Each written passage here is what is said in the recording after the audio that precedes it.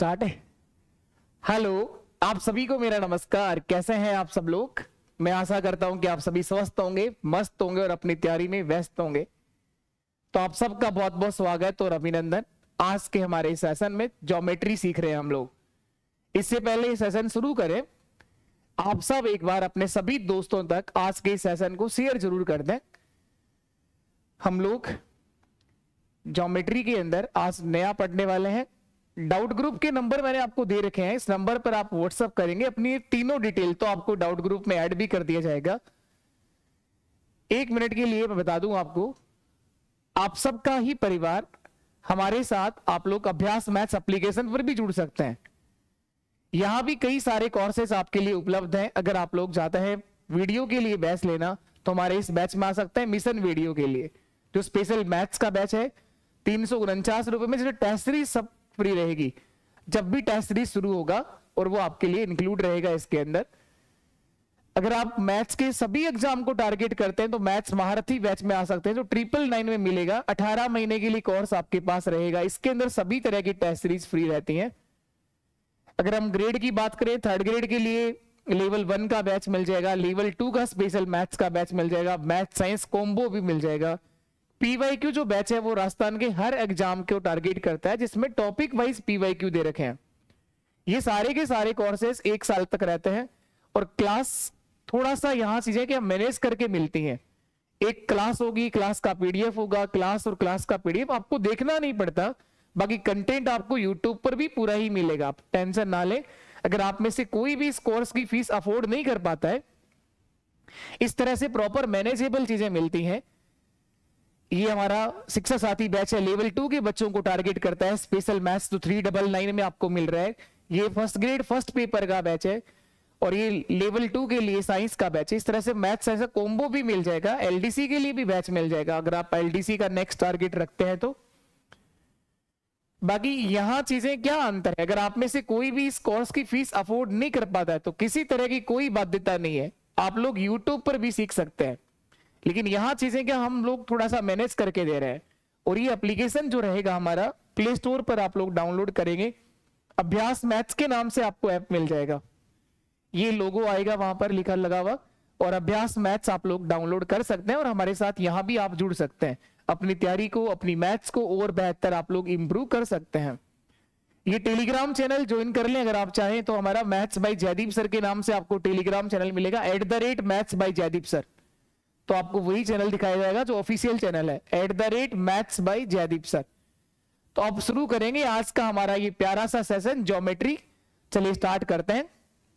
ये चारों सेंटर कल आप लोगों ने लास्ट मैंने यही बताया था। ऑर्थो सेंटर, लंब केंद्र, इन सेंटर, सरकम सेंटर और सेंट्रोइड या ग्रेविटी सेंटर, इन चारों के बारे में अच्छे से आपको बता दिया है। यहां से सबसे पहले एक बार क्वेश्चंस देखेंगे, फिर आज हम लोग त्रिभुज की कॉन्ग्रुएंसी, सर्वांग समता और समरूपता को पढ़ते हैं। पहले इसके ऊपर में क्वेश्चंस देख लेते हैं। आए हुए क्वेश्चंस जो पेपर के हैं उसको देख लेते हैं एक बार। ट्रायंगल का एक बहुत आसान सवाल आपके सामने है। कोशिश करिएगा, पेन पेपर लेके बैठा करो आप लोग, कर साथ में करोगे तो सीख जाओगे आप लोग। करने की कोशिश करनी है, पेन पेपर लेके बैठिए आप लोग। और क्वेश्चन आपके सामने है कि त्रिभुज एबीसी में कोण ए और कोण बी का जो डिफरेंस है वो 15 डिग्री है। एंगल ए और एंगल बी का जो डिफरेंस है वो 15 डिग्री है। ए माइनस बी, ये 15 डिग्री दे रखा है। कोण ए माइनस कोण बी बराबर 15 डिग्री है। बी व सी का डिफरेंस, एंगल बी व एंगल सी का डिफरेंस 30 डिग्री है। इनका अंतर 30 डिग्री है। आपसे पूछा गया है कि एंगल ए का मान क्या होगा, इस त्रिभुज में कोण ए का मान क्या होगा, ये आपसे जानना चाहता है। त्रिभुज एबीसी में एंगल ए का मान क्या रहेगा ये बताओ, फटाफट बताओ कौन आंसर देगा। कोण ए का मान आपसे पूछा गया है क्या होगा, बता दो जरा आप में से कौन आंसर देगा इस सवाल के लिए। कोण ए का मान, आओ देखो, तो इन दोनों को ऐड कर दो आप लोग। इन दोनों को अगर ऐड करोगे तो ये माइनस का बी और ये प्लस का बी तो कट जाएगा। तो सर ये आएगा कोण ए माइनस कोण सी बराबर 45 डिग्री। ये एक और इक्वेशन यहां से आ गई कि ए और सी का डिफरेंस जो है वो 45 डिग्री का है। इन दोनों इक्वेशन को ऐड किया है मैंने, तो यहां से एक जानकारी और निकल के आ गई कि ए व सी का डिफरेंस जो है वो 45 डिग्री का है। अब आप लोग यहां से सी का अगर मान लिखना चाहें तो बताओ क्या लिखोगे? ये सी माइनस का है, आगे जाके प्लस हो जाएगा, तो मैं लिख सकता हूं कोण सी बराबर कोण ए माइनस 45 डिग्री, कोण ए माइनस 45 डिग्री। ये सी का मान लिख दिया एक ही फॉर्म में। इन सबको एक में कन्वर्ट कर दो, ए का मान अगर निकालना है तो सबको एक ही फॉर्म में कन्वर्ट कर दो। तो सी का मान आ गया, बी से भी लिख दो, यहां से क्या लिखोगे? बी बराबर, ये माइनस का बी आगे जाके प्लस होगा, तो मैं लिख सकता हूं कोण बी बराबर ए माइनस 15 डिग्री। तो कोण बी और कोण सी दोनों का मान ए के रूप में निकाल लिया आप लोगों ने। और त्रिभुज के तीनों कोणों का योग आप सब जानते हैं 180 डिग्री होता है। ए बी सी तीनों का योग कितना होता है? 180 डिग्री होता है। तो कोण ए प्लस कोण बी प्लस कोण सी, ठीक है सवाल ये 180 डिग्री होगा सर। ए की जगह तो ए ही लिखो, इस बी की जगह क्या लिख सकते हैं आप? कोण ए माइनस 15 डिग्री, ए माइनस 15 डिग्री। और सी की जगह क्या लिख सकते हैं? कोण ए माइनस 45 डिग्री बराबर 180 डिग्री। यहां तक सही है। देखो कितनी बार ए आ गया, 1 2 और 3। तो कोण ए का 3 गुना, कि माइनस के 15 और माइनस के 45 हो गया सर माइनस का 60, और आगे जाके प्लस होगा, तो 180 प्लस 60 240 डिग्री। तो कोण ए का मान आ जाएगा सर 80 डिग्री। 240 में 3 का भाग दोगे तो कोण ए बराबर आ जाएगा 80 डिग्री। कोण ए बराबर आ जाएगा 80 डिग्री। बी और सी भी निकालने हो अगर आपको तो बताओ क्या आएंगे? बी का मान 80 से 15 कम होगा सर, 80 में 15 कम कर दो 65 डिग्री। कोण बी बराबर है ए माइनस 15 डिग्री, यानी 80 माइनस 15। सी भी निकालना हो तो 80 में से 45 घटा दो 35 डिग्री।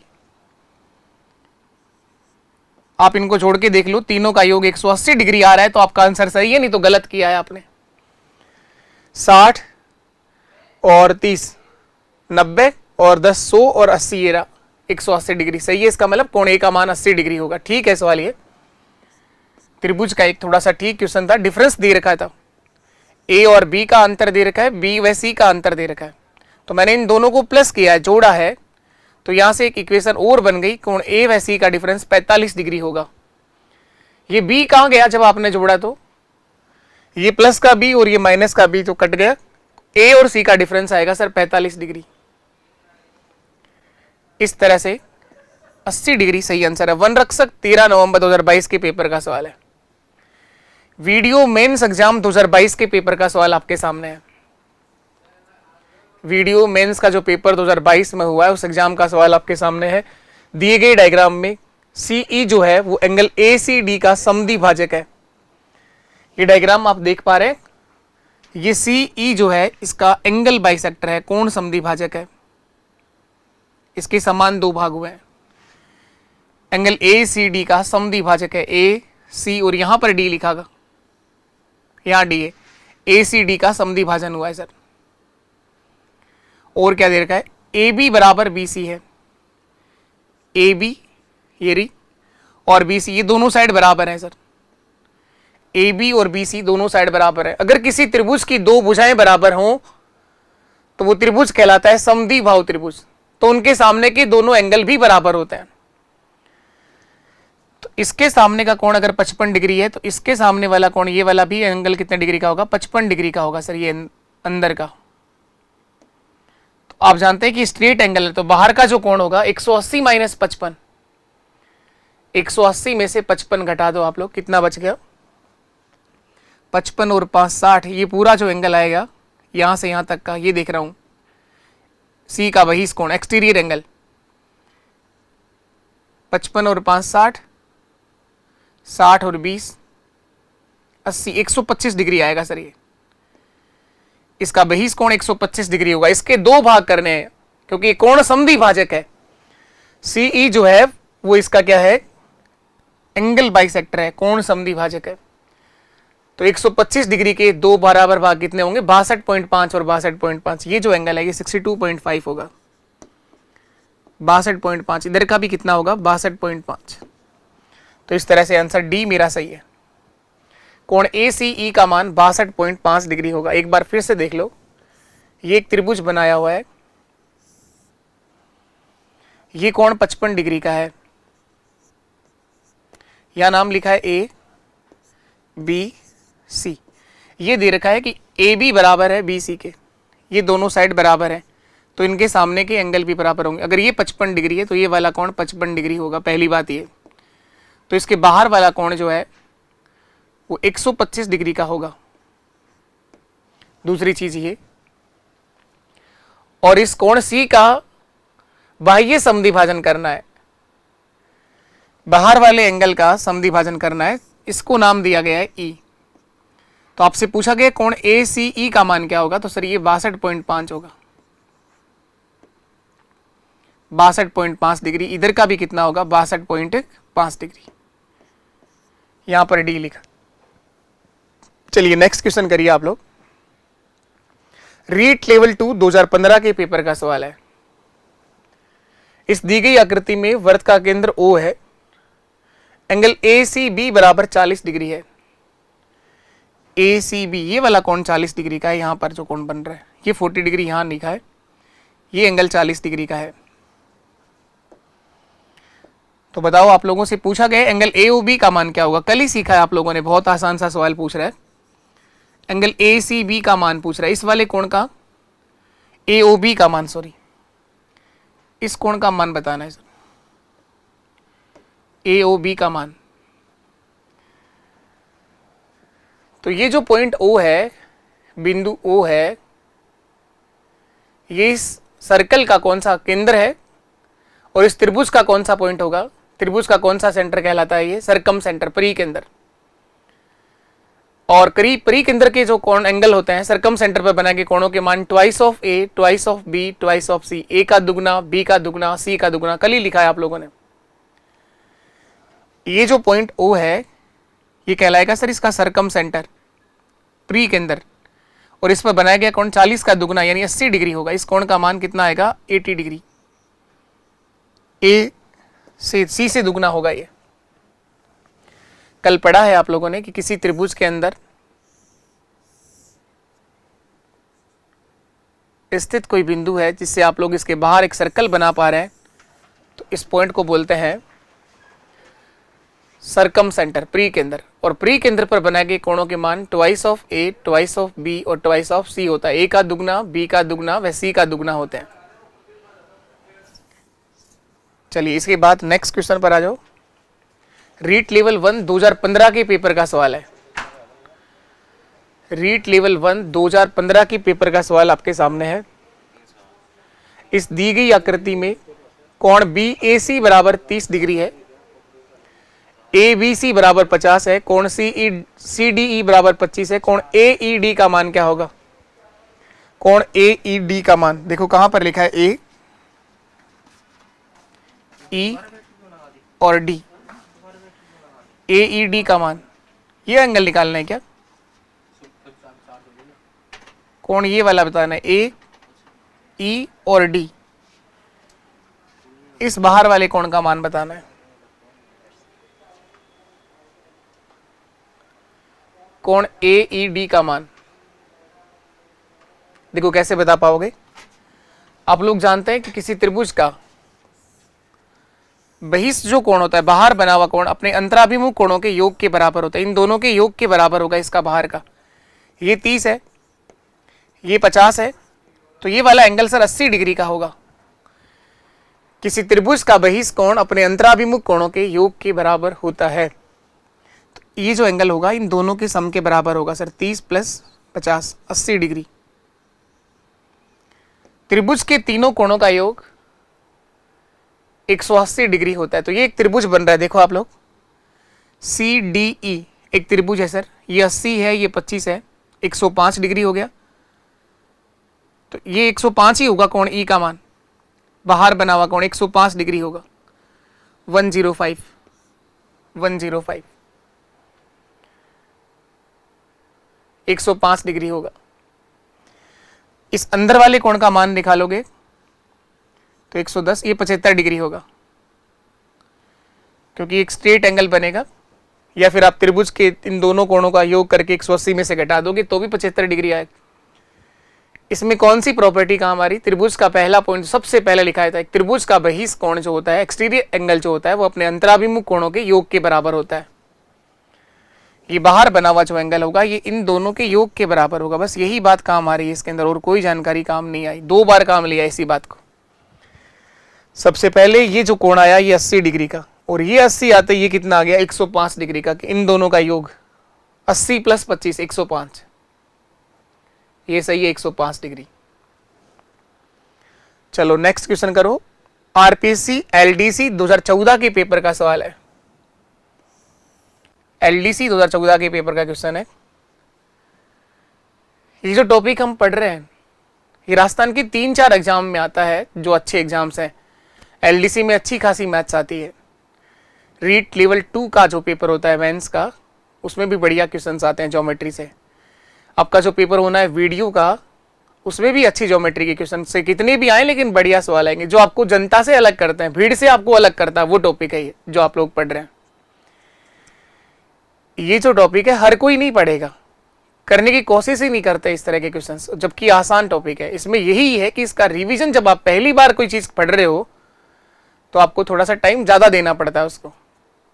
जो आप लोग बचपन से ही पढ़ते आए हो वहां टाइम आपको कम देना पड़ता है। अब ये टॉपिक अगर आप कई सालों के बाद पढ़ रहे हो, कई तो बच्चे पहली बार ही पढ़ रहे हैं ज्योमेट्री को, तो उनको टाइम देना पड़ेगा। बाकी टॉपिक ऐसा है कि इसका क्वेश्चन 100% सही होगा। एक त्रिभुज एबीसी में भुजा बीसी पर एक बिंदु डी इस प्रकार है कि एडी बराबर बीडी है तथा एसी बराबर डीसी है। देखो त्रिभुज बनाए,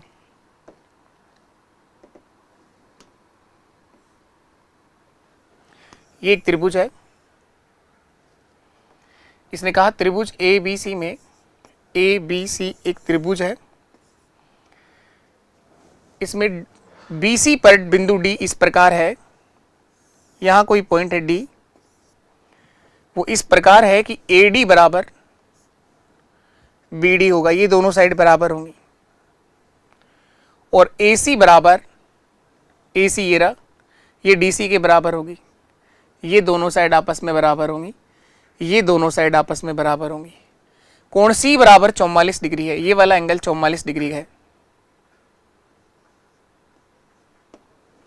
तो कोण ए का मान पूछा है सर, ये वाला एंगल बताना है पूरा कितना होगा। तो पहले ये डायग्राम क्वेश्चन को पढ़ने के बाद आपको बनाना आना चाहिए, उसके बाद आराम से आंसर दे सकते हैं आप। देखो पहली बात ये काम आएगी, किसी त्रिभुज की अगर 2 भुजाएं बराबर हो, इस त्रिभुज को देखना आप लोग ACD को, इसमें ये दोनों साइड बराबर हैं तो इनके सामने के एंगल भी बराबर होंगे। इसके सामने वाला कोण ये वाला 44 डिग्री होगा सर, ये यहां से यहां तक का 44 डिग्री होगा। नहीं सॉरी 44 नहीं होगा। कौन से 2 कोण बराबर होंगे? देखो एक बार, ये 44 है, ये इसके सामने बना हुआ एंगल ये वाला कोण, और इसके सामने बना हुआ एंगल ये दोनों बराबर होंगे, ये दोनों बराबर होंगे। तो त्रिभुज के तीनों कोणों का योग 180 डिग्री होता है। 44 तो ये है ही, तो बचा कितना? 180 - 44 कितना बच गया? इन दोनों का योग बच गया। वो कितना रह गया? 180 में 44 घटाओगे, 44 और 6 50, 136 डिग्री रह गया सर, 136 डिग्री। इन दोनों का योग 136 है, तो 2 से भाग दे दो, 2 6 12 और 2 8 16, 68 डिग्री होगा। ये भी 68 डिग्री होगा। ये दोनों कोण 68 डिग्री के होंगे, 68 और 68, 68 डिग्री के होंगे। अब इस त्रिभुज को देख लो, त्रिभुज ABD। ABD में कौन कौन सी 2 साइड बराबर है? AD और BD बराबर है। AD बराबर BD है, तो इसके सामने के एंगल भी बराबर होंगे। इसके सामने का कोण ये और इसके सामने का एंगल ये, दोनों बराबर होंगे। ये दोनों एंगल बराबर होंगे, ये दोनों कोण बराबर होंगे। इन दोनों का सम अगर 68 है, एक त्रिभुज का बाहर वाला कोण, बहिष कोण जो होता है वो अपने अंतराभिमुख कोणों के योग के बराबर होता है। ये 68 है जो इन दोनों के योग के बराबर, तो इन दोनों का जो योग है वो 68 है, तो ये 34 डिग्री का होगा, ये भी 34 डिग्री का होगा। ये एंगल 34 होगा सर, ये भी 34 होगा। नहीं तो आप ऐसे भी निकाल सकते हो, ये एक स्ट्रेट एंगल बन गया, सरल कोण। ये 68 है बाहर का, तो ये कितना आएगा 68 और 2 70, 10 80 112 डिग्री, तो बचेगा 68, 34 34। कोण ए का मान बताना है, टोटल कितना होगा 34 प्लस 68 102 डिग्री। कोण ए बराबर 102 102 डिग्री होगा सर। ठीक था सवाल ये। आसान है ज्योमेट्री, लेकिन आपको पहले इसके प्रॉपर्टीज पढ़नी है, इसकी थ्योरम्स पढ़नी है, और उसके बाद अगर आप क्वेश्चन को पढ़ने के बाद करने की कोशिश करोगे तो सीख जाओगे। और अगर पहली बार में नहीं हो रहा हो तो इसका मतलब ऐसा नहीं है कि आपके अंदर कोई कमी है। कराने के बाद आपको अगर ये समझ में आ रहा है और फिर से जब आप वापस करोगे तो अपने आप हो जाएगा सवाल ये। अगर ये सवाल आपने खुद से किया और आपसे नहीं हुआ तो इसका मतलब ये बिल्कुल भी नहीं है कि आपको कुछ नहीं आ रहा है या आपके दिमाग में कोई दिक्कत है। कहीं दिक्कत नहीं है, बस आपकी मेहनत में थोड़ी कमी है, बाकी आप कुछ कहीं कमी नहीं है। चलो इसको देखो आप, रीट लेवल 1 11 फरवरी 2018 के पेपर का सवाल है। दिए गए त्रिभुज में OB और OC क्रमशः B और C के समद्विभाजक हैं, एंगल बाइसेक्टर हैं, कोण समद्विभाजक हैं। तो ये बताया गया है कि त्रिभुज के एंगल बाइसेक्टर जिस बिंदु पर मिलते हैं, त्रिभुज के तीनों कोण समद्विभाजक जिस बिंदु पर मिलते हैं उसे इन सेंटर कहा जाता है, अंतः केंद्र। ये याद होना चाहिए ना, पढ़ाया है ना आपको, चारों सेंटर पढ़ाए। इस वाले पॉइंट को सर इन सेंटर बोलेंगे, अंतः केंद्र बोलेंगे, जिसको O से लिखा गया है। ये इस त्रिभुज का इन सेंटर होगा और अंतः केंद्र पर बनाए गए कोणों के मान 90 plus half of A, 90 plus half of B और 90 प्लस हाफ ऑफ C होते हैं। तो 90 में 40 का आधा 20 जोड़ दो, 90 प्लस 20 110 डिग्री होगा। इतना आसान सवाल है, इतना आसान। इतनी देर में तो आप परसेंटेज, प्रॉफिट लॉस, SI के सवाल पढ़ भी नहीं पाओगे, इतना जल्दी तो इनके आंसर आ जाते हैं। लेकिन इनमें एक दिक्कत है कि शुरुआत के अंदर सीखने के लिए आपको थोड़ा ज्यादा मेहनत करनी पड़ती है, और उस मेहनत अगर कर लोगे आप लोग सब कर सकते हो आप। उसी से अगर आप बचना चाहते हो तो छोड़ के जा सकते हो आप लोग। ये सब क्या नहीं है, मैंने शुरू से ही बोल रहा हूं कि ये टॉपिक हर कोई नहीं करेगा, हर कोई नहीं सीखेगा। अगर आप उस भीड़ से अलग चलना चाहते हो तो आपको मेहनत करनी पड़ेगी। बाकी मैक्सिमम क्राउड इस सवालों के आंसर नहीं देती है। बाकी कुछ नहीं था, बहुत आसान सवाल था। ये आप लोगों ने पढ़ा है, अंतः केंद्र, इन सेंटर, त्रिभुज के तीनों कोण समद्विभाजक जिस बिंदु पर मिलते हैं उसे कहा जाता है एंगल बाइसेक्टर, कोण समद्विभाजक। त्रिभुज के तीनों कोण समद्विभाजक जिस बिंदु पर मिलते हैं उसे क्या बोलते हैं आप लोग, इन सेंटर। आपको कैसे पता चला सर ये इन सेंटर है? क्योंकि इसने कहा OB और OC कोण B व कोण C के समद्विभाजक हैं, एंगल बाइसेक्टर हैं। तो इसी समझ में आ गया कि इन सेंटर बनेगा, अंतः केंद्र बनेगा, और अंतः केंद्र पे बनाएगी कोण BOC का मान ये लिखवाया गया है आपको, ये बराबर होता है 90 plus half of A, 90 plus half of A। 90 degree plus 40 का आधा कितना हो जाएगा 20 डिग्री। 90 प्लस 20 कितना हो जाएगा 110 डिग्री। चलिए नेक्स्ट क्वेश्चन करो आप लोग। रीट लेवल 1 2018 के पेपर का सवाल। ये अच्छा सवाल है, कई बार आ गया ये सवाल पेपर में, कई बार पूछ लिया गया है, आगे भी कभी भी कॉपी होगा। 3 स्टार रेटिंग दे दो इसकी कम से कम। इस दिए गए त्रिभुज ABC में AP जो है कोण BAC का समद्विभाजक है। AP जो है वो इसका एंगल बाइसेक्टर है, कोण समद्विभाजक है तथा AQ BC पर लंब डाला गया है। AQ जो है वो परपेंडिकुलर है, लंब है। तो कोण PAC का मान क्या होगा ये पूछ रहा है। एंगल PAC का मान कहां पर है, PAQ का मान, सॉरी PAQ का, इस एंगल का मान बताना है, इतनी सा। देखो मैं बनाता हूं इसका डायग्राम। अच्छा सवाल है ये, अच्छा सवाल है त्रिभुज का। ये एक ट्रायंगल आपके सामने बना हुआ है, त्रिभुज नाम दे दो इसका ए। ये डायग्राम बना हुआ है पहले से ही, नहीं बना हुआ तो आपको बनाना आना चाहिए जैसा उसने कहा है। त्रिभुज एबीसी में एपी जो है वो एंगल बीएसी का समद्विभाजक है। ये एंगल बाइसेक्टर है, इस कोण के समान दो भाग किए हैं इस एपी ने, एंगल बाइसेक्टर है, कोण समद्विभाजक है। तथा AQ जो है वो BC पर लंब है। अब यहां से लंब डाला गया है, ये लंब है AQ, तो सर ये 90 डिग्री होगा, ये 90 डिग्री होगा। और ये जो एंगल है ये 75 डिग्री दे रखा है, ये 75 डिग्री है। इधर ये वाला एंगल 35 डिग्री दे रखा है। 75 और 35 कितना हो गया? 70 और 30 100 और 5 5 10 110 डिग्री हो गया। इन दोनों एंगल का सम 110 डिग्री हो गया। 70 और 30 100 और 5 और 5 10 110 हो गया। तो ये एंगल CA जो है सर ये पूरा 70 डिग्री का होगा। ये पूरा कितने डिग्री का होगा? 70 डिग्री का। त्रिभुज के तीनों कोणों का योग 180 डिग्री होता है। ये 75, ये 35, तो ये 70 डिग्री होगा। कोण A का मान 70 डिग्री होगा। ये कोई नहीं पूछ रहा पर आपसे, ये तो पूछता तो सब कर लेते हैं हम। अब देखो तो इस त्रिभुज को देखो आप, त्रिभुज ABQ,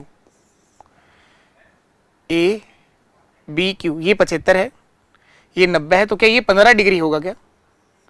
हाँ सर ये 15 डिग्री होगा। BAQ एंगल BAQ 15 डिग्री का होगा क्योंकि त्रिभुज के तीनों कोणों का योग 180 डिग्री होता है। देखना आप लोग मैंने क्या कर दिया, मैं इस वाले की बात कर रहा हूं, इस त्रिभुज की बात कर रहा हूं। इस त्रिभुज के तीनों कोणों का योग 180 डिग्री तो होगा। ये 90 है, ये 75 है, तो ये 15 डिग्री आ गया सर। कहां से कहां तक? यहां से यहां तक 15 डिग्री आ गया। ये जो एंगल है ये 15 डिग्री का होगा। चलिए इसके बाद ये 15 है और ये यहां से यहां तक कोण समद्विभाजक था, इसका एंगल बाइसेक्टर था यहां से यहां तक। तो 70 का आधा कितना होता है? ये इधर का 35 डिग्री है, इधर का भी 35 डिग्री, तो बीच में कितना बच गया? 20 डिग्री। ये वाला एंगल सर 20 डिग्री होगा। तो यहां पर आपसे यही पूछा गया था एंगल PAQ का मान कितना होगा? 20 डिग्री। ये इसका कोण समद्विभाजन है, एंगल बाइसेक्टर है यहां से और यहां तक का, तो ये 35 है तो इधर का भी 35 होगा। ये 15 डिग्री आ गया तो अभी ये 20 डिग्री बचा है क्योंकि 15 और 20 कितना होता है? 35। अब आप लोग एक डायरेक्ट रिजल्ट याद रखिएगा, इस बात को इस तरह से कर सकते हैं, खैर पूरा बेसिक से आप लोग समझ पाओगे। एक रिजल्ट आपको डायरेक्ट भी याद रखना है, इसी बात पर एक रिजल्ट आप लोग डायरेक्ट याद रखिएगा।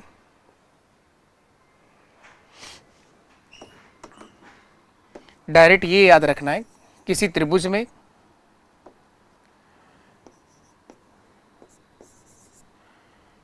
यहां से लंब डाला गया है BC पर, ये लंब है, शीर्ष लंब 90 डिग्री,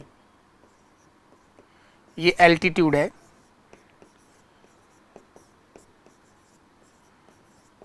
और इस वाले कोण का समद्विभाजन किया गया है।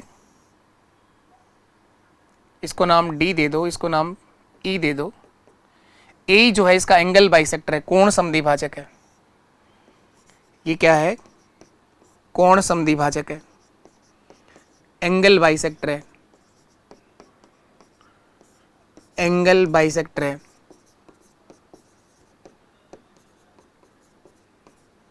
तो आप ध्यान रखिएगा एंगल ADE का जो मान होगा, सॉरी DAE का मान, ये वाला जो अगर एंगल निकालना हो, कोण DAE बराबर होगा हाफ ऑफ कोण B माइनस कोण C, हाफ ऑफ कोण B माइनस कोण C।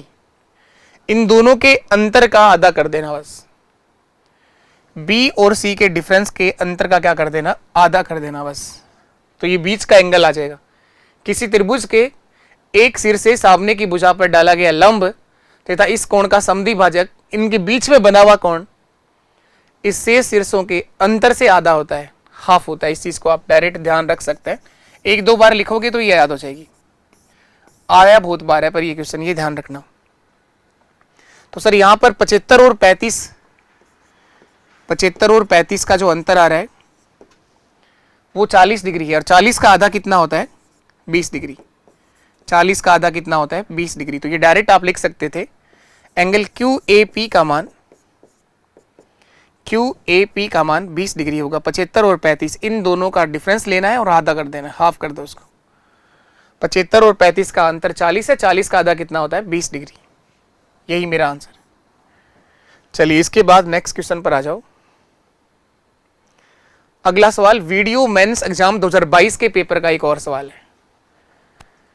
वीडियो के पेपर में ज्योमेट्री के 2022 के मेंस वाले पेपर में 4 क्वेश्चंस आए हुए हैं। अब या तो आप इन चारों को छोड़ दो या फिर उन चारों के लिए आपको मेहनत करनी होगी। एक यही 4 क्वेश्चंस हैं पूरे टॉपिक, पूरे सिलेबस में, 4 ये और एक यूनिट जो एल्जेब्रिक एक्सप्रेशन का है, जो बहुपद है, दो चर का समीकरण है और द्विघात समीकरण, क्वाड्रेटिक इक्वेशन है, वो आपको भीड़ से अलग करेंगे। यही सब रेटमेंस में होता है, ऐसा ही सब आपका एलडीसी के पेपर में होता है। जिस भी एग्जाम में ये टॉपिक आता है एडवांस मैथ्स वाले, वही आपको भीड़ से अलग लेके चलते हैं। अब ये सवाल आसान है, बहुत आसान सवाल है, ये सारी बातें आप लोग सीख चुके हो। अब इसको करने की कोशिश कर सकते हो आप लोग। देखो आसानी से, ये वाला एंगल जो होगा बहिष कोण कहलाएगा। ये बाहर बना हुआ कोण, त्रिभुज का बहिष कोण, किसी भी कोण का बहिष कोण जो होता है उसके अंतराभिमुख कोणों के योग के बराबर होता है। इसका मान 3x आएगा सर, ये 3x होगा। ये बाहर वाला कोण 3x होगा। ये 3y है, ये भी त्रिभुज का बहिष कोण ही तो है, तो 3y बराबर 3x प्लस y होगा। 3x प्लस y होगा। बस इसको सरल कर दो, बस इतना ही सवाल था और क्या था, कुछ नहीं। ये 3y है और ये y है, इसको इधर ले आओ, 2y बचेगा। 3x बराबर 2y, 3x बराबर 2y, x बराबर क्या होगा? 2y बटे 3। इतना ही सवाल था ये, 2y बटे 3, 2y बटे 3। ऑप्शन बी मेरा सही है, 2y/3। समझ में ही नहीं आया सर, क्या काम लिया है आप लोगों ने? एक पॉइंट काम आया है। तो सबसे पहले ट्रायंगल में कराया त्रिभुज का बहिष कोण। आधी जनता को तो ये समझ में ही नहीं आ रहा, उनको तो लेवल ज्यादा आता है। लेवल यहां आ रहा है, लेवल क्या, लेवल ज्यादा क्या है इसके अंदर? त्रिभुज के अंदर सबसे पहला पॉइंट यही लिखाया है। और ये वीडियो मेंस के पेपर के सवाल है, ऑनलाइन गूगल करके देखो आप लोग मेंस का पेपर। पर जिनको कुछ नहीं आता हो ना, उनके लिए हमेशा लेवल यू ही होता है कि लेवल ज्यादा आया है। ये बहाने हैं घर जाके बनाने के लिए। पेपर देने के बाद जब घर वाले पूछे आपसे कि पेपर कैसा हुआ, बोले पेपर बहुत मुश्किल आया था, लेवल बहुत ज्यादा आ गया। इस तरह से आप बार बार ये बहाने बनाते रहिए, पेपर देते रहिए। पहली बार अगर कोई एग्जाम दे रहे हो तो आप ये भी कह सकते हो कि पहली बार पेपर दिया है। दूसरी बार आप पेपर दे रहे हो तो आप ये कह सकते हो कि पेपर क्या हुआ, लेवल बहुत ज्यादा आ गया था, इतना लेवल तो करा ही नहीं था। बीएससी की मैथ्स पूछ ली थी हमारे पेपर में, 11th 12th और बीएससी की सिलेबस में तो 10th तक की मैथ्स लिखा था। तीसरी बार आप ये कह सकते हो फर्जीवाड़े बहुत चल रहे हैं, पेपर आउट हो गया था। ऐसे बहुत सारे बहाने हैं बताने के लिए, ऐसे बहुत सारे बहाने हैं, मैक्सिमम यही करता है। लेकिन पढ़ने वाले ने कल भी सिलेक्शन लिया है, आगे भी सिलेक्शन लेगा। मेहनत किसी की बेकार नहीं जाती। अगर आप लोगों ने ईमानदारी से किसी भी एग्जाम्स को टारगेट बना करके प्रयास किया है तो 100% कोई नहीं रोक सकता आपको सक्सेस होने से। कोई नहीं रोक सकता, चाहे कितने ही फर्जीवाड़े हो जाएं, आपका सिलेक्शन होगा। कोई नहीं रोक सकता अगर आपने ईमानदारी से प्रयास किया। टाइम लग जाता है कई बार चीजों को, ये पेपर पहले हो जाने चाहिए थे, अब ये डेट कब आएगी, कब इसके फॉर्म वापस शुरू होंगे, सब हो जाएगा। आप संयम रखिए, थोड़ा कूल रहिए, शांत रहिए, चीजों को ईमानदारी के साथ प्रयास करिए। एग्जाम जरूर होगा, वीडियो का पेपर भी होना है, पटवार का पेपर भी होना है, एग्जाम अभी कई सारे हैं, रीट वाले पेपर भी होने हैं, एलडीसी का पेपर भी होना है। लास्ट 2026 से पहले सिलेक्शन लेना ही लेना है। एक नहीं, दो 3 पेपर निकलेंगे एक साथ। एक एग्जाम अगर निकाल दिया, अपने आप कॉन्फिडेंस अपना सही हो जाएगा। फिर लाइन से पेपर निकलेंगे, जितने भी पेपर अभी होने हैं आगे के सब निकाल सकते हो आप। देखो तो इसके अंदर क्या यूज करा आप लोगों ने कि त्रिभुज था, ये अगर कोण x है, ये कोण अगर 2x है, तो आप लोगों को सबसे पहला पॉइंट यही पढ़ा है कि त्रिभुज का बहिष कोण अपने अंतराभिमुख कोणों के योग के बराबर होता है। ये 3x होगा सर, क्या ये चीज नहीं सिखाई गई? लेकिन ये तो लेवल ज्यादा है, आपने तो 5 और 10 डिग्री 50 और 30 डिग्री के कराए, इसमें तो x और y दिखाया, ऐसे सवाल तो कराया ही नहीं। तो यहां तो y और z भी आ सकता है, p और q भी आ सकता है, कुछ भी लिखा हुआ आ सकता है। तो ये 3x होगा। इसके बाद अगर यहां से एक और ट्रायंगल बनाया है, इधर बना रखा है, ऐसा एक और ट्रायंगल बना हुआ है, ये वाला कोण, इसके बाहर वाला कोण जो है बहिष कोण, ये 3y दे रखा है, 3y दे रखा है, ये 3x आ गया और इधर y लिखा हुआ है, ये वाला कोण y है। तो इन दोनों का योग भी 3y के बराबर होगा, क्योंकि ये बाहर वाला कोण बहिष कोण ही तो है। ये इस त्रिभुज का कौन सा कोण है? बहिष कोण है सर। ये वाला जो एंगल है, ये इस त्रिभुज का बहिष कोण ही तो है, बाहर बना हुआ कोण है सर। इसको आगे बढ़ाने से एंगल बना है, तो ये बहिष कोण ही कहलाएगा। तो 3y का जो मान है सर, वो इन दोनों के योग के बराबर होगा, 3x plus Y, 3x plus Y के बराबर होगा। ये 3y है, ये 1y इधर आके माइनस होगा तो 2y बचेगा, तो 3x बराबर 2y, 3x बराबर 2y। आपसे पूछा था x का मान, x बराबर क्या होगा? 2y बटे 3, 2y बटे 3, यही मेरा आंसर है। चलिए इसके बाद और आगे देखते हैं। ये रीट लेवल 2 2011 के पेपर का सवाल है। ट्रायंगल में बहुत सारी बातें आप लोगों ने सीख ली है, ट्रायंगल में नहीं, ज्योमेट्री में भी बहुत सारी बातें आप लोगों ने सीख ली है। मैक्सिमम भाग ज्योमेट्री का खत्म हो चुका है, और ज्योमेट्री में एक ट्रायंगल ही ऐसा है जो बड़ा है, बाकी सर्कल और क्वाड्रिलेटरल से ज्यादा कोई परेशानी वाले क्वेश्चन नहीं आते हैं। अब हम लोग इसकी कॉन्ग्रुएंसी और सिमिलरिटी को पढ़ेंगे, त्रिभुज की सर्वांग समता और समरूपता को सीखेंगे। कुछ क्वेश्चंस और करते हैं अभी एक बार, क्योंकि जब क्वेश्चंस करोगे तो क्लियरिटी आएगी धीरे धीरे। जो आपने थ्योरम्स पढ़ी, जो पॉइंट्स आप लोगों ने पढ़े, वो सही हो जाएंगे। अब देखो, ये इस दिए गए डायग्राम को देखिए, कोण अल्फा का मान बताइए। एक विशेष निवेदन रहता है आप लोगों से, ये ज्योमेट्री की क्लास मैं मानता हूं कि हर कोई नहीं सीखना चाहता, लेकिन ऐसे बच्चे और भी हैं। जितने फोरम आएंगे उसका 10% बच्चा ज्योमेट्री पढ़ेगा। तो अगर आपको क्लास समझ में आ रही हो, सीखने को मिल रहा है, और आपको लगे कि आपको आगे भी ये जो एडवांस मैथ्स के टॉपिक हैं ये इसी तरह से फ्री करवाए जाएं यूट्यूब पर, और करवाए भी हैं, मैंने कमिटमेंट कर रखा है आप लोगों से, करवाया भी जाएगा।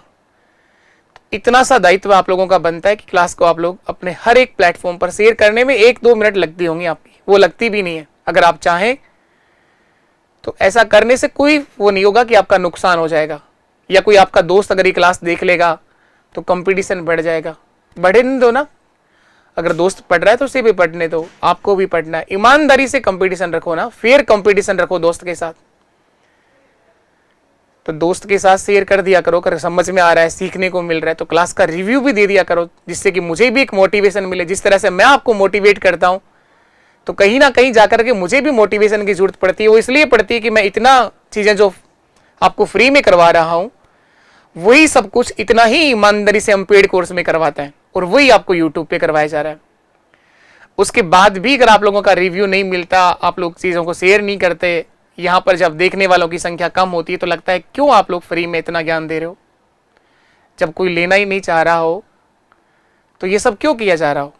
इससे बेहतर है कि एक और पेड कोर्स बनाया जाए, कुछ पैसे भी कमाए जाएं। लेकिन कोशिश है कि एक दिन आप लोग सब जानोगे कि हाँ, आपको जो कराया जा रहा है वो वाकई में बहुत एक अच्छा कंटेंट है।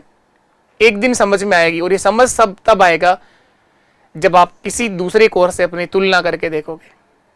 आपने कोई भी कोचिंग, कोई भी टीचर से कोई भी पेड कोर्स ले रखा हो, उससे और आपका ये जो कराया जा रहा है फ्री वाला कोर्स, इससे तुलना करके देख लो आप लोग, दिन रात का अंतर नजर आ जाएगा। और अभी तो क्लासें होनी है, टाइम अभी कोई ऐसा फोर्स है नहीं पेपर का कि अभी कल पेपर हो रहा है परसों हो रहा है, अभी तो फोरम आएंगे फिर टाइम मिलेगा। और बहुत जल्दी हम लोग मॉक टेस्ट भी शुरू करेंगे क्योंकि सिलेबस साथ साथ चलता जाएगा, इनकी प्रैक्टिस करोगे तो अच्छे से मैथ्स हो जाएगी। आओ इसको देखो, तो कर दिया करो, तो ना थोड़ा बहुत शेयर कर दिया करो, क्लास का रिव्यू दे दिया करो, क्या जाता है इससे मुझे एक मोटिवेशन मिल जाता है कि जो मैं काम कर रहा हूं वो सही दिशा में है, ट्रैक का भी पता चल जाता है कि जिस दिशा पर हम चल रहे हैं वो सही है। इसलिए हर इंसान को मोटिवेशन की जरूरत है, चाहे वो कोई भी हो, चाहे मैं या फिर आप। और मोटिवेशन खैर बनाना तो खुद को ही पड़ता है। मैं रोज अपने आप को ही मोटिवेट करता हूं, सुबह उठते ही शांत रखता हूं अपने आप को, कूल कूल कूल, ये 1000 बार शब्द बोलता हूं मैं, शांत रहो शांत रहो। बताओ तो आप अल्फा का मान क्या होगा? सर ये जो कोण है, कौन सा कोण दे रखा है? 60 डिग्री, ये 60 डिग्री ये वाला एंगल है, यहां पर 60 डिग्री है, ऊपर गलत लिखा है वो,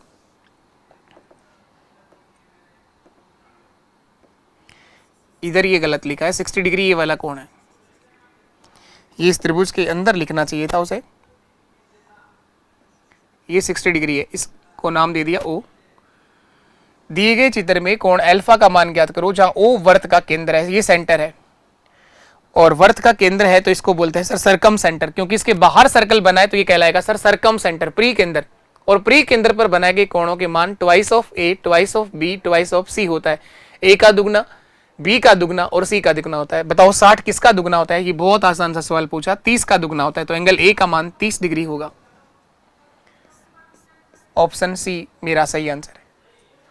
प्री केंद्र पर बनाए गए कोणों के मान twice of A twice of B और ट्वाइस ऑफ C होते हैं।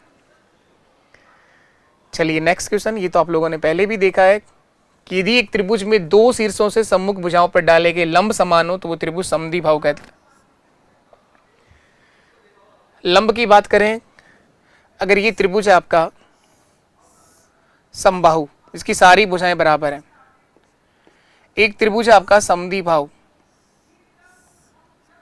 इसकी दो भुजाएं समान हैं। और एक त्रिभुज है आपका विषमबाहु, इसकी कोई भुजा बराबर नहीं है। तो इस त्रिभुज में और इस त्रिभुज में एक बात ध्यान रखिएगा, इसके तीनों शीर्ष लंब बराबर होंगे। जिस त्रिभुज की तीनों भुजाएं बराबर हैं उस त्रिभुज के तीनों शीर्ष लंब बराबर होंगे। शीर्ष लंब क्या होता है सर? इस वर्टेक्स से सामने की भुजा पर डाला गया लंब, इसके तीनों शीर्ष लंब बराबर होंगे। समद्विबाहु त्रिभुज के तीनों शीर्ष लंब जो हैं वो बराबर होंगे समबाहु के। समबाहु इक्विलेटरल ट्रायंगल है ये। समबाहु त्रिभुज के तीनों शीर्ष लंब बराबर होंगे। और समद्विबाहु त्रिभुज वो त्रिभुज है इसके दो शीर्ष लंब बराबर होंगे। और विषमबाहु इसके अंदर कोई भी शीर्ष लंब बराबर नहीं होगा, इसमें सब अलग अलग होंगे। ये करो एक वीडियो 2021 के पेपर का, एक सवाल और करते हैं उसके बाद हम और आगे पढ़ते हैं थ्योरी का पार्ट, फिर आगे करते जाएंगे। क्वेश्चंस करवाऊंगा मैं आपको, हर तरह का सवाल करा दूंगा। ऐसा कोई सवाल आपको पेपर में नहीं मिलेगा जिसका जवाब आपको नहीं आता हो। ये करना है आपको। यदि किसी त्रिभुज ABC में कोण A का समद्विभाजक AD है, ये तो कल कराया था क्वेश्चन, आपको याद है? आप लोगों का आंसर आना चाहिए। मुझे पढ़ते ही समझ में आ गया कि मैंने आपको कल ही क्वेश्चन करवाया है। कल मैंने खुद से लिख करके करवाया था, आज ही लिखा हुआ है, इतना अंतर है बस। कल की क्लास अगर आप लोगों ने देखी हो तो आज इस सवाल का जवाब आप सबका आना चाहिए। अगर आता है इसका मतलब आप रोज इंप्रूवमेंट कर रहे हैं अपने अंदर। और जो कोई इंसान अपने अंदर अपने टारगेट के लिए रोज इंप्रूवमेंट ला रहा हो उसे सफल होने से कोई दुनिया की ताकत नहीं रोक सकती है। रोज अगर आप अपने आप के लेवल को बढ़ा रहे हो, चीजों को सीख रहे हो, तो आप एक दिन जरूर सक्सेस हो जाते हैं। किसी त्रिभुज ABC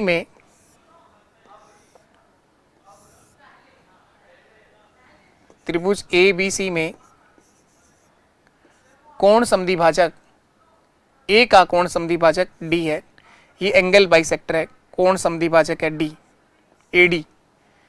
AB बराबर 8 सेंटीमीटर है, AC बराबर 10 सेंटीमीटर है और BC बराबर 13.5 है, 13.5 सेंटीमीटर है। तो आपसे पूछा गया है बताओ BD का मान क्या होगा? B से D तक का मान बताना है, यहां से और यहां तक का। कल ही सिखाया है क्वेश्चन, 2 बार कराया है कल ही। एंगल बाइसेक्टर, कोण समद्विभाजक सामने वाली भुजा को उसी अनुपात में विभाजित करता है जिस अनुपात में एंगल को बनाने वाली साइड है, जिस अनुपात में कोण को बनाने वाली भुजा है। कोण समद्विभाजक एंगल बाइसेक्टर इस सामने वाली भुजा को उसी रेशियो में डिवाइड करेगा जिस अनुपात में ये भुजा आएंगी इसकी। तो BD अपॉन DC का जो रेशियो होगा वो वही रेशियो होगा जो AB और AC का रेशियो है। AB और AC का रेशियो है। AB और AC दोनों मान आपको दे रखे हैं 8 और 10, 8 और 10। तो अनुपात क्या बनेगा? 2 से कटेगा सर ये 4 बार, 2 से कटेगा ये 5 बार, 4:5, 4:5। तो इन दोनों साइड का रेशियो तो यही आएगा 4:5, ये कन्फर्म है। इन दोनों भुजाओं का जो अनुपात होगा 4:5 होगा, 4:5 होगा, क्योंकि इन दोनों का रेशियो 4:5 है। तो BD का मान निकालना है तो आपको पूरा दे रखा है टोटल, B से C तक 13.5 है। तो टोटल के नीचे टोटल लिखो, 4 + 5 9, और गुणा उससे कराओ जिसका आंसर आप निकालना चाहते हो। BD देखना है सर, 4 से गुणा कर दो, 9 से कटेगा ये 15 9 135, 1.5 बार, और 15 को 4 से गुणा करेंगे 60, लेकिन पॉइंट के बाद एक अंक आएगा 6.0 यानी 6 सेंटीमीटर। यही मेरा आंसर है। अगर आज आप लोग ये कर पा रहे हो सवाल जो कल सिखाया गया है, इसका मतलब आपके अंदर कहीं कोई दिक्कत नहीं है। आप इसी तरह से मेहनत करते रहो, लिख के ले लो, कोई नहीं रोकेगा आपके सिलेक्शन से, कोई ही नहीं रोक सकता आपको सिलेक्शन लेने से। चलो इसके बाद हम लोग क्वेश्चन और करते रहेंगे। वो आ गया था क्या? हाँ सर, आ गया था, हुआ कुछ? हाँ यार।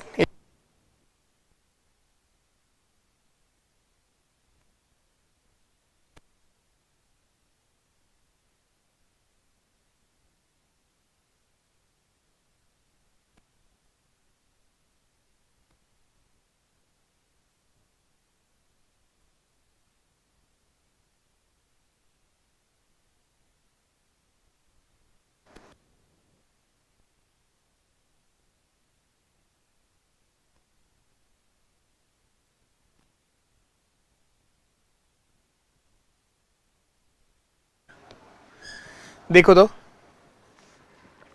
हम लोग थ्योरी के अंदर इसका कुछ और पॉइंट देखते हैं।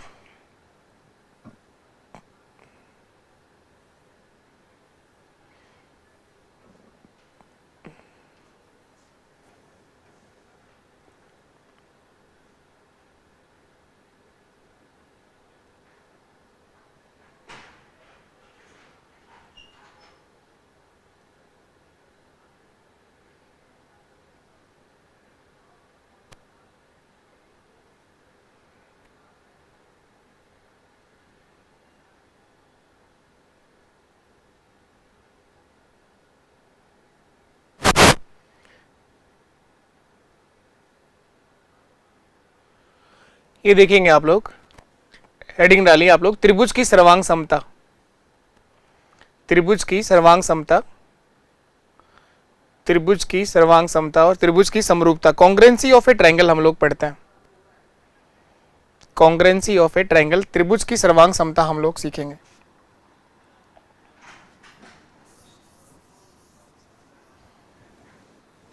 इसको मैं हटा देता हूं। त्रिभुज की सर्वांग समता हम लोग देखेंगे।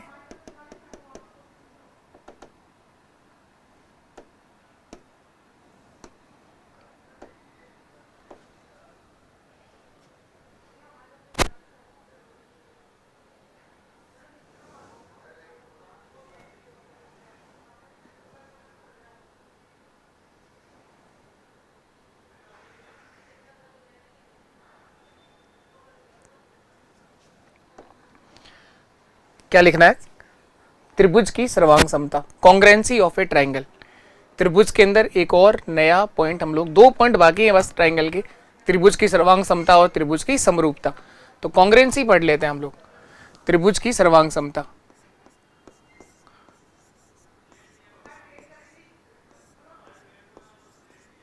त्रिभुज की सर्वांग समता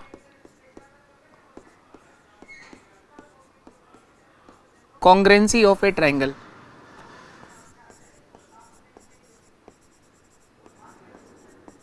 कॉन्ग्रेंसी ऑफ ट्रायंगल, ये सिंबल है सर्वांग समता का, ध्यान रखिएगा आप लोग, ऐसा बार बार लिखेंगे नहीं सर्वांग समता। अगर ये सिंबल कहीं लग रहा है इसका मतलब आप समझ जाएंगे कि त्रिभुज की कॉन्ग्रेंसी की बात हो रही है, त्रिभुज की सर्वांग समता की बात हो रही है। और केवल अगर ये साइन लगा दिया जाए इसका मतलब त्रिभुज की समरूपता की बात हो रही है। कॉन्ग्रेंसी ऑफ ए ट्रायंगल, त्रिभुज की सर्वांग समता क्या है ये हम लोग सीखेंगे अब। त्रिभुज की सर्वांग समता क्या है ये पढ़ते हैं। कॉन्ग्रेंसी ऑफ ए ट्रायंगल, सर्वांग समता। त्रिभुज में टोटल कितने अंग होते हैं? त्रिभुज में टोटल सर 6 अंग होते हैं। 3 तो त्रिभुज की भुजा होती हैं और 3 ही त्रिभुज के अंदर क्या होता है, एंगल होते हैं। तो टोटल त्रिभुज के अंदर 6 अंग होते हैं। जैसे एक त्रिभुज है,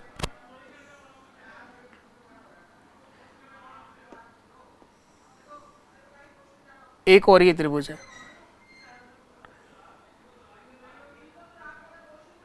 ये 2 त्रिभुज हैं। ये दोनों त्रिभुज सर्वांगसम कब होंगे? जब इन दोनों त्रिभुजों के 6 के 6 अंग समान हो जाएं, तीनों के तीनों संगत कोण बराबर हो जाएं और तीनों साइड बराबर हो जाएं, तो ये दोनों त्रिभुज क्या कहलाते हैं, सर्वांगसम। सर्वांगसम का मतलब होता है किसी एक आकृति पर दूसरी रख देने से आपको एक ही नजर आए, आपको एक ही दिखे, वो सर्वांगसम आकृतियां होती हैं। किसी एक पर दूसरा रख देने से, जैसे इस ट्रायंगल पर मैं ये वाला ट्रायंगल जैसे ही रखूंगा तो आपको एक ही नजर आएगा, एक ही ट्रायंगल नजर आए, वो सर्वांगसम होता है, वो सर्वांगसम होता है। जैसे देखें आप,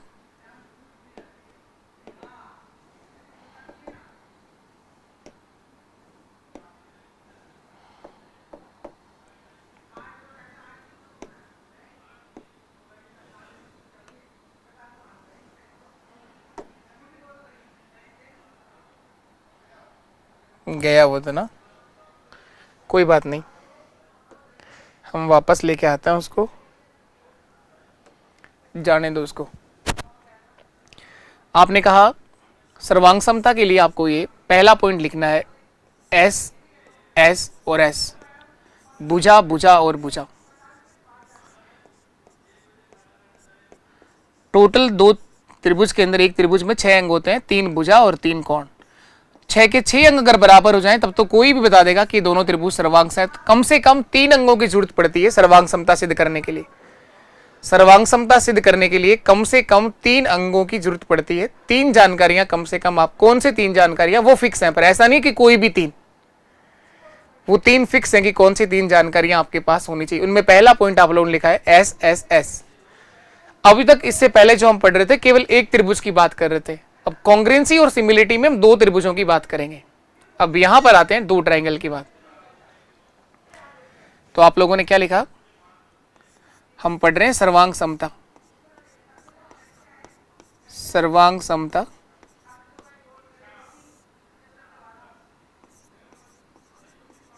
कॉन्ग्रेंसी ऑफ ट्रायंगल, त्रिभुज की सर्वांग समता, कॉन्ग्रेंसी ऑफ ट्रायंगल, त्रिभुज की सर्वांग समता।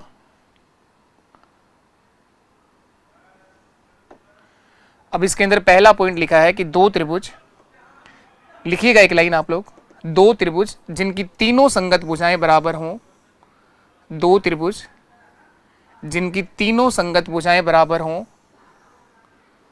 2 त्रिभुज जिनकी तीनों संगत भुजाएं बराबर हों, तो दोनों त्रिभुज सर्वांगसम त्रिभुज कहलाते हैं। 2 त्रिभुज जिनकी तीनों क्रॉसपॉन्डिंग साइड अगर इक्वल हैं तो वो दोनों के दोनों त्रिभुज कैसे होंगे, सर्वांगसम। ये सिंबल है सर्वांग समता का, ये दोनों त्रिभुज सर्वांगसम है। त्रिभुज ए बी सी और त्रिभुज डी ई एफ, त्रिभुज डी ई एफ, ये दोनों के दोनों ट्रायंगल कैसे हैं, सर्वांगसम है। मैंने कहा कि 2 त्रिभुज जिनकी तीनों संगत भुजाएं, तीनों क्रॉसपॉन्डिंग साइड अगर इक्वल हो गई, तो अगर ये ट्रायंगल उठाकर इसके ऊपर रखोगे तो आपको एक ही नजर आएगा। तो इस तरह से ये क्या बन जाएगा, कॉन्ग्रेंस, सिमिलर ट्रायंगल बन जाएंगे। आपने कहा ए बी बराबर है, ए बी बराबर डी ई के, बी सी बराबर है ई एफ के, और ए सी बराबर है डी एफ के। ए बी बराबर ये वाली साइड इसके बराबर है, बी सी बराबर है ई एफ के, और ए सी बराबर है ये साइड डी एफ के बराबर। दोनों के दोनों ट्रायंगल कैसे होंगे? कॉन्ग्रेंट होंगे, सर्वांगसम होंगे। मैं ये सिखाने की कोशिश कर रहा हूं कि जब इस त्रिभुज को उठा के जब आप इसके ऊपर रखोगे तो आपको एक त्रिभुज नजर आएगा, वो सर्वांगसम होते हैं। त्रिभुज में टोटल 6 अंग होते हैं, 3 भुजा और 3 कोण, जिनमें कम से कम 3 की जानकारियां आपको होनी चाहिए, लेकिन कौन से 3 वो फिक्स हैं। उनमें से पहला पड़ा है एस एस एस, भुजा भुजा और भुजा। 2 त्रिभुज जिनकी तीनों संगत भुजाएं बराबर हैं, तो वो दोनों त्रिभुज सर्वांगसम त्रिभुज होंगे।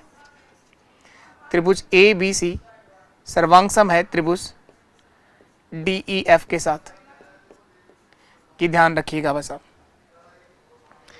दूसरा केस पढ़िए आप लोग।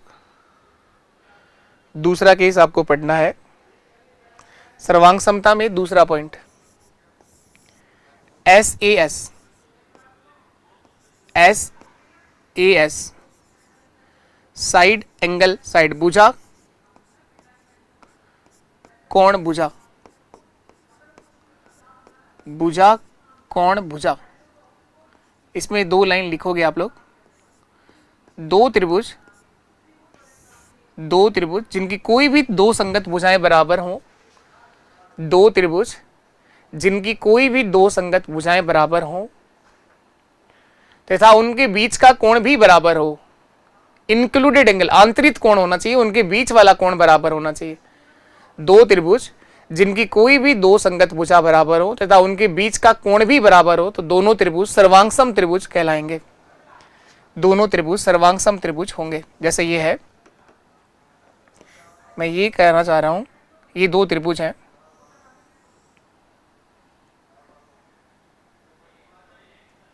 ये दोनों त्रिभुज सर्वांगसम होंगे। ए बी सी, नाम कुछ भी लिख दो, क्या फर्क पड़ता है इनका, डी ई एफ। ये सर्वांगसम कब होंगे? जब इनकी कोई भी 2 संगत क्रॉसपॉन्डिंग साइड बराबर होंगी। कोई भी 2 भुजाएं हो सकती हैं। मैंने कहा ए बी बराबर है डी ई के, ए सी बराबर है डी एफ के, ये 2 संगत भुजाएं बराबर बता रखी हैं। तो एंगल जानकारी जरूरी, कोण पता होना चाहिए, कोण कौन सा बराबर होगा।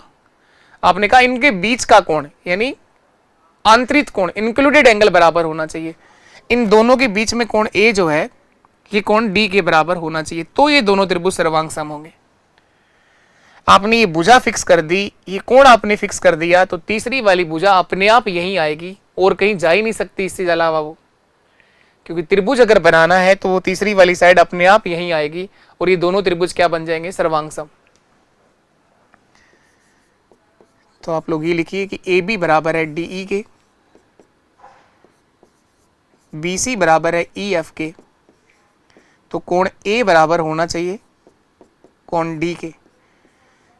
2 त्रिभुज जिनकी कोई भी 2 संगत भुजाएं बराबर हो वह उनके बीच का कोण बराबर हो, दोनों त्रिभुज सर्वांगसम त्रिभुज कहलाते हैं। यहां लिखेंगे त्रिभुज ए बी सी सर्वांगसम होगा त्रिभुज डी ई एफ के साथ, त्रिभुज डी ई एफ के साथ। त्रिभुज ए बी सी सर्वांगसम होगा त्रिभुज डी ई एफ के साथ। ये था एस ए एस, भुजा कोण भुजा। क्या ये सर्वांगसम होगा? क्या बताइएगा आप लोग एक बार, क्या ये दोनों ट्रायंगल सर्वांगसम होंगे? क्या ये 2 ट्रायंगल मैंने इधर बनाए, A B C D E F, A B बराबर है डी ई के साथ, ए बी बराबर है डी ई के साथ, बी सी बराबर है ई एफ के साथ, बी सी बराबर है ई एफ के साथ, कोण ए बराबर है कोण डी के साथ। क्या ये दोनों त्रिभुज सर्वांगसम है? क्या मैं क्या सिखाने की कोशिश कर रहा हूं कि दो त्रिभुज जिनकी कोई भी दो संगत भुजाएं बराबर हो सकती हैं, ये दोनों संगत भुजा इन दोनों संगत भुजाओं के बराबर है, कोई भी हो सकती है, वो कोई दिक्कत नहीं है, तथा उनके बीच का कोण बराबर होना चाहिए, आंतरिक कोण बराबर होना चाहिए। कोण ए बराबर अगर कोण डी के है तो ये सर्वांगसम कैसे हुआ? नहीं होगा सर, ये सर्वांगसम कॉन्ग्रेंट नहीं होगा, ये कॉन्ग्रेंट नहीं होगा सर। कौन सा कोण बराबर होना चाहिए था? अगर कोण बी ई के बराबर होता तो ये सर्वांगसम बन जाते। तो ये चीज का थोड़ा सा ध्यान रखना है। आपसे नाम भी पूछ लेता है कि ये दोनों त्रिभुज किस गुण के कारण, कौन सी प्रॉपर्टी के कारण सर्वांगसम कहलाएंगे, एस एस एस या एस ए एस या आर एच एस या ए ए एस, हम सीखेंगे अभी बाकी के और पॉइंट। अभी तो दूसरा ही पॉइंट आप लोगों ने लिखा है। तो इसमें आपको ये ध्यान रखना है कि कोई भी दो त्रिभुज जिनकी कोई दो संगत भुजा बराबर हो, कोई भी दो संगत भुजा बराबर हो तथा उनके बीच का कोण बराबर हो, दोनों त्रिभुज सर्वांगसम कहलाएंगे। तीसरा पॉइंट आपको लिखना है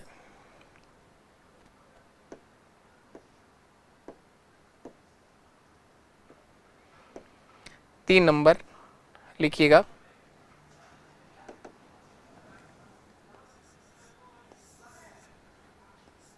ए ए एस कोण कोण भुजा, इसका नाम अपनी मर्जी से कुछ भी रख सकते हो आप, ए एस ए भी बोल सकते हैं इसको, या इसको एस ए भी बोल सकते हैं। इसका नामकरण इस एस को किसी भी पोजीशन पे रख सकते हो आप। कोण कोण और भुजा, कोण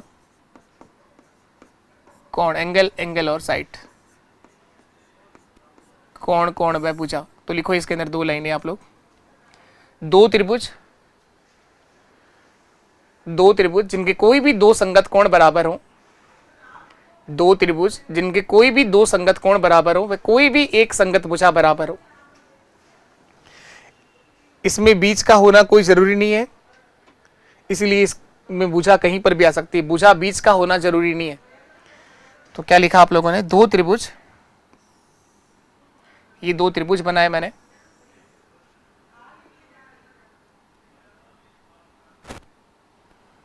ये दोनों के दोनों त्रिभुज सर्वांगसम होंगे अगर इनके कोई भी दो कोण बराबर हो जाए और कोई भी एक संगत भुजा बराबर हो जाए, दोनों त्रिभुज सर्वांगसम कहलाएंगे। ए बी सी सर्वांगसम त्रिभुज होगा डी ई एफ के साथ, डी ई एफ के साथ ये सर्वांगसम होगा, ये सर्वांगसम होगा। दो त्रिभुज सर्वांगसम त्रिभुज कहलाते हैं यदि उनके कोई भी दो संगत कोण बराबर हो व कोई भी एक संगत भुजा बराबर हो। तो आप लोग ये कह सकते हैं कि ए बी बराबर है डी ई के साथ और बी सी बराबर है ई एफ के साथ। ए बी बराबर है डी ई के साथ, बी सी बराबर है, सॉरी क्या लिख दिया ये मैंने, ये तो पढ़ लिया ना आप लोगों ने संगत भुजाओं का। तो एंगल का लिखना है इसमें, क्या लिखा है नाम इसका? ये सर्वांगसम कब होंगे, क्या प्रॉपर्टी है इसकी? कोण कोण और भुजा, दो संगत कोण बराबर होना चाहिए, कोई से भी दो संगत कोण। मैंने कहा कोण बी बराबर है कोण ई के साथ और कोण सी बराबर है कोण एफ के साथ। यहां पर आपने ये सीखा है कि कोण बी बराबर है कोण ई के साथ और कोण सी बराबर है कोण एफ के साथ। दो त्रिभुज जिनके कोई भी दो संगत कोण, तो तीसरा बताओ अपने आप ही बराबर होगा क्या? अगर आपने ये दो कोण बराबर कर दिए तो तीसरा कोण सर अपने आप ही बराबर होगा, उसको बोलने की जरूरत ही नहीं है। ये जो तीसरा कोण है ये अपने आप ही बराबर होगा सर।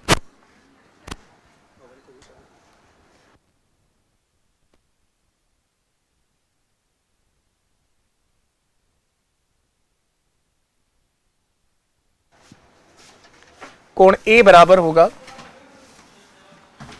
कोण डी के साथ।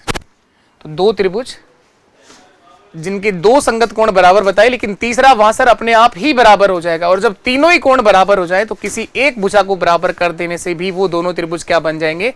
सर्वांगसम। दो आपने बताए बराबर थे, तीसरा अपने आप ही बराबर होगा। कैसे बराबर हो गया सर? ये जैसे एग्जाम्पल के रूप में कहो आप लोग, ये 50 है तो आपने कहा ये भी 50 है, ये 60 है तो आपने कहा ये भी 60 है। दो कोण तो बराबर बताए हैं ना आपने। तो तीसरा जो कोण बचा है दोनों में ही 70-70 डिग्री का बचा है, वो अपने आप ही बराबर हो गया। इस तरह से भुजा फिर कोई सी भी बराबर हो सकती है। किसी भी एक भुजा के बराबर हो जाने से वो त्रिभुज क्या बन जाएंगे? सर्वांग। कोण बी बराबर कोण ई, कोण सी बराबर कोण एफ। तो साइड कोई सी भी ले लो, चाहे ए बी बराबर डी ई कह दो, ए बी को मैंने डी ई के बराबर कह दिया। चाहे से आप लोग बी सी बराबर ई एफ कह दो, बी सी बराबर ई एफ, और चाहे से आप लोग ए सी बराबर डी एफ लिख दो, कोई भी भुजा लिख दो। ये दोनों त्रिभुज क्या होंगे? सर्वांग सम। त्रिभुज ए बी सी सर्वांग सम होगा त्रिभुज डी ई एफ के साथ। ये तीसरा पॉइंट है सर्वांग समता का। एक पॉइंट और हम लोग सीखते हैं। सर्वांग समता के अंदर टोटल 4 पॉइंट है, चारों हम लोग पढ़ लेते हैं। आर एच एस, चौथा पॉइंट लिखिए आप लोग, R H S, R H और एस। आर का मतलब है राइट एंगल, समकोण। एच का मतलब है हाइपरटेनस, कर्ण। और एस का मतलब है भुजा, समकोण, कर्ण और भुजा। इसमें लिखिए आप लोग दो समकोण त्रिभुज, दो समकोण त्रिभुज, दोनों के दोनों ट्रायंगल कैसे होने चाहिए? राइट एंगल होने चाहिए सर। दो समकोण त्रिभुज,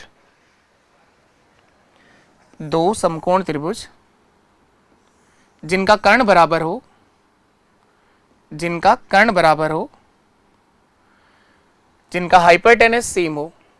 दो समकोण त्रिभुज जिनका कर्ण बराबर हो, कर्ण हाइपरटेनस बराबर हो, तथा कोई भी एक संगत भुजा बराबर हो, कोई भी एक संगत भुजा बराबर हो, दोनों त्रिभुज सर्वांग सम त्रिभुज कहलाएंगे। ये दोनों के दोनों ट्रायंगल कैसे होंगे? सर्वांग सम होंगे सर, कॉन्ग्रेंट होंगे। दो त्रिभुज, त्रिभुज कौन से हैं? ये समकोण त्रिभुज हैं, ये जरूर ध्यान रखना है। दोनों के दोनों त्रिभुज कैसे हैं? समकोण, राइट एंगल ट्रायंगल। इसमें कोण बी बराबर 90 डिग्री का है, इसमें कोण ई बराबर 90 डिग्री का है। इनका हाइपरटेनस कर्ण 90 डिग्री के सामने वाली भुजा ये कर्ण है, ये कर्ण बराबर है दोनों में। फिर कोई भी एक संगत भुजा बराबर हो जाए, आधार और लंब में से कोई भी एक बराबर हो जाए, तो तीसरी वाली भुजा अपने आप बराबर हो जाएगी पाइथागोरस थ्योरम से। और ये दोनों के दोनों त्रिभुज क्या बन जाएंगे? सर्वांग सम, कॉन्ग्रेंट। तो आपने कहा एंगल बी बराबर एंगल ई, कोण बी बराबर है कोण ई के, जो बराबर है 90 डिग्री। दो समकोण त्रिभुज जिनका कर्ण बराबर है, हाइपरटेनस AC बराबर है DF के, तथा एक संगत भुजा कोई सी भी बराबर हो, चाहे बेस बराबर हो, चाहे BC बराबर EF हो, और चाहे AB बराबर DE हो, AB बराबर DE हो, तो ये दोनों के दोनों त्रिभुज सर्वांग सम होंगे, कॉन्ग्रेंट होंगे। तो सर्वांग समता के अंदर 4 बेसिक पॉइंट आप लोगों ने लिखे हैं, SSS, SAS, AAS और RHS। इन चारों के आधार पर आप लोग कोई भी दो त्रिभुज को सर्वांग सम सिद्ध कर सकते हैं। तो ये थी त्रिभुज की सर्वांग समता। अब लास्ट बचा है त्रिभुज की समरूपता, और त्रिभुज के और अच्छे क्वेश्चन हम लोग और करेंगे। सर्वांग समता और समरूपता पे किस तरह से सवाल आएगा वो भी सीखेंगे। तो मैं आशा करता हूं कि आज जो आप लोगों ने सीखा है वो आपको समझ में आया होगा, और रोज आप लोग कुछ नया सीख रहे हैं। अगर आपको क्लास समझ में आई हो, सीखने को मिला हो, तो क्लास का रिव्यू जरूर दिया करो आप लोग। इसी से ही मुझे एक मोटिवेशन और एक एनर्जी मिले कि मैं जो काम कर रहा हूं वो आप लोग समझ भी पा रहे हो, सीख भी पा रहे हो। और अपने हर एक प्लेटफॉर्म पर 1 मिनट का टाइम दे दिया करो, शेयर भी कर दिया करो क्लास को। तो अभी के लिए इतना ही, अब हम मिलेंगे नेक्स्ट सेशन में। तब तक के लिए नमस्कार, टाटा, बाय बाय, जय हिंद, जय भारत।